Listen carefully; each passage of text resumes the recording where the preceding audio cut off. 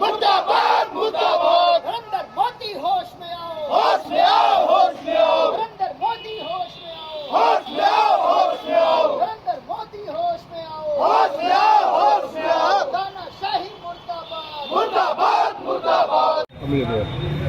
कल रात्रि में आम आदमी पार्टी के संयोजक और दिल्ली के यशस्वी मुख्यमंत्री और हमारे नेता श्री अरविंद केजरीवाल जी को एक फर्जी मुकदमे में शराब घोटाला का आरोप लगा करके गिरफ्तार किया गया है, जिसके अगेंस्ट हम लोग जो है लोकतंत्र की हत्यारी भारतीय जनता पार्टी की सरकार के खिलाफ हम लोग इकट्ठा हुए थे और शांतिपूर्ण तरीके से हम लोग बाबा साहब डॉक्टर B.R. अम्बेडकर जी के चरणों में बैठे हुए थे। लेकिन इसी बीच जौनपुर की पुलिस बड़ी निरंकुशता के साथ आती है और हमारे साथियों को घसीट कर ले जाती है और हमें लोकतंत्र में अपनी बात कहने का मौका नहीं देती है। आज उसी के परिप्रेक्ष्य में हम लोग एक ज्ञापन माननीय DM साहब को हम लोग देने आए हैं कि इस देश में लोकतंत्र की हत्या जो की जा रही है भारतीय जनता पार्टी द्वारा, उस पर तत्काल राष्ट्रपति महोदय अंकुश लगाएं और देश में जो अराजकता है, जो विपक्षी दलों के दमन का कार्य चल रहा है,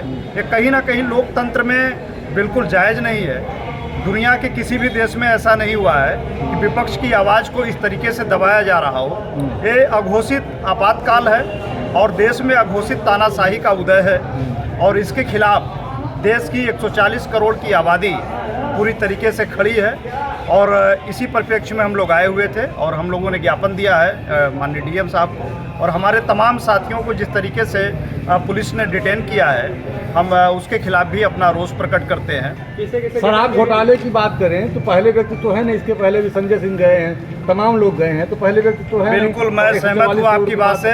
ये परंपरा जो डाली गई है बीजेपी के द्वारा, मतलब जिसको गिरफ्तार कर लिया जाए जरूरी नहीं है कोई दोषी है, कोई साबूत नहीं है, कोई अभी तक किसी प्रकार का एविडेंस प्राप्त नहीं हुआ है।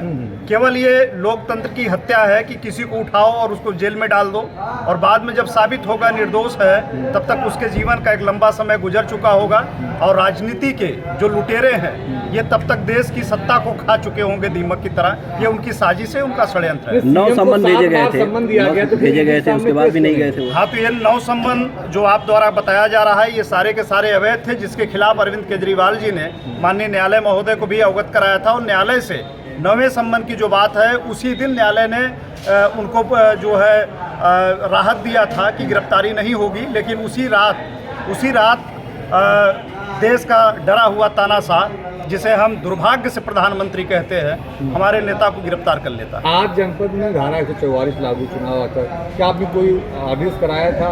हमने हमारे संगठन ने सिटी मजिस्ट्रेट को एक पत्र दिया था कि हम लोग ये कार्यक्रम एक शांतिपूर्ण ढंग से बाबा साहब डॉक्टर B.R. अम्बेडकर के चरणों में बैठ करके अपना एक प्रकट करेंगे, रोष अपना प्रकट करेंगे। हम लोग किसी प्रकार का कोई उपद्रव नहीं करेंगे, कोई नारेबाजी नहीं करेंगे, किसी भी प्रकार की कोई ऐसा काम नहीं करेंगे काम जनमानस को कोई तकलीफ हो और पूरी तरीके से धारा 144 का पालन करते हुए शांतिपूर्ण ढंग से हम लोग गांधीवादी विचारधारा के साथ बैठे हुए थे।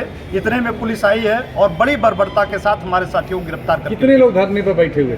हम तकरीबन 4-5 की संख्या में वहाँ रहे।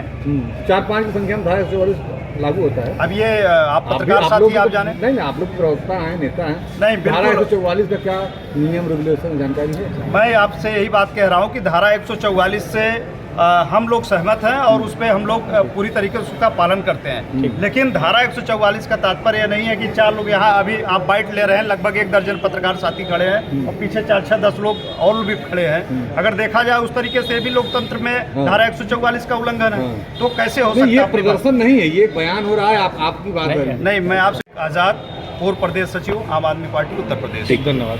Thank you sir.